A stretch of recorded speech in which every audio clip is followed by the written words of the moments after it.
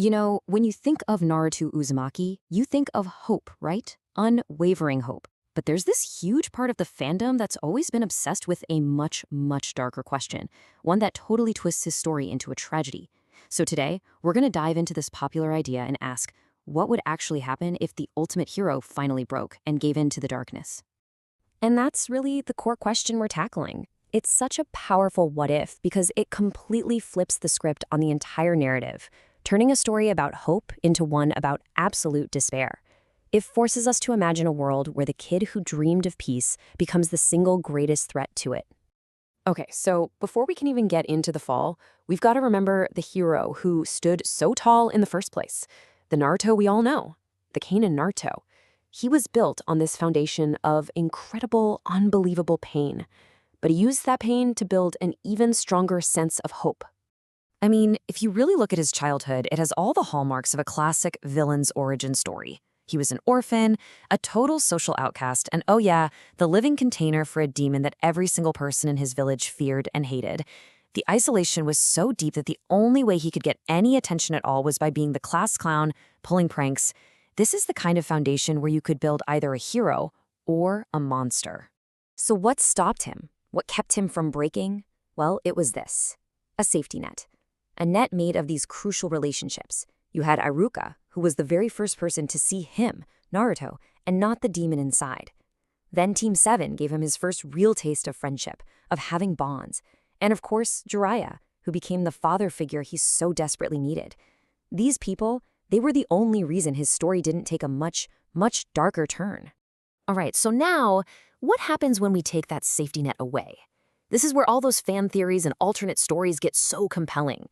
They dig into what happens when Naruto is left with absolutely nothing but his pain and the whispers of that beast chained up inside him. Just imagine a young Naruto not just being ignored, but being physically attacked by an adult villager, an adult who screams this at him. This quote comes from a fan-written scenario, and it's absolutely chilling, because it represents that first major crack in his resolve. This is where the village's hatred stops being passive and becomes violent and personal. And this is the ultimate betrayal. This fanfiction concept is incredibly dark, but it explores that absolute breaking point. The idea is that Naruto dies protecting the village, right? Only for them to desecrate his body, to experiment on it for its power, while his own friends just stand by and say nothing. The very people he died for turn him into a tool. It's almost impossible to imagine anyone, hero or not, coming back from that. So this is the fundamental split. It's the fork in the road. In the canon story we know, despite everything that happened to him, Naruto chooses forgiveness. He wants to break the cycle of hatred. But in these alternate paths, without that support system, that core drive gets twisted and corrupted. The need for acknowledgement morphs into this burning, all-consuming desire for revenge against the world that wronged him. So, with Naruto totally isolated and just simmering with rage, who steps into that vacuum to guide him? Well, in these dark scenarios, it's not a kind teacher like Iruka or Kakashi. No, it's the very source of his pain, the Nine Tails, Kurama. And he becomes this manipulative, dark mentor. And, you know, the wildest part is that the potential for this was always part of the official story. Dark Naruto is a real, canonical thing that lives inside Naruto's subconscious. It's the literal manifestation of all the hatred and resentment he tried so hard to push down. The Nine Tails didn't have to create this darkness, it just had to find the key and unlock the cage. And here's exactly how that manipulation starts. In this fan-made dialogue, Kurama doesn't just offer raw power, he offers validation. He starts reframing Naruto's suffering, not as some burden he has to carry, but as a profound injustice. He's telling him, you deserve respect, you should be treated like a king. They're the ones who are wrong.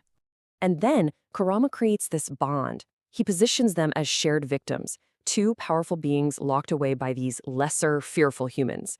He's isolating Naruto from the rest of humanity by making him feel like only another monster could possibly understand his pain. It's a classic grooming technique, really. And finally, here it is, the seductive offer. Power, freedom, and revenge, all wrapped up into one neat little package. Kurama presents this very clear, very simple path where Naruto can finally stop being the victim and become the one in control, the one who makes everyone else pay. Okay, so we've seen the emotional and psychological journey, but how does this actually work from a storytelling perspective? Believe it or not, there's a blueprint for this kind of tragedy. It's often called a reverse redemption arc. This is basically the recipe for how you create a believable fall from grace.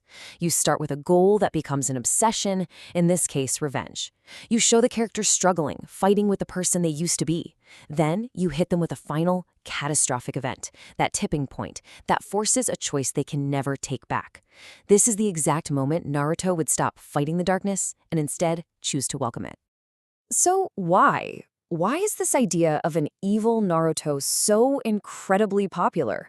What does this fallen hero really represent to all the fans who create and read these stories? Well, the appeal goes way deeper than just a simple what if.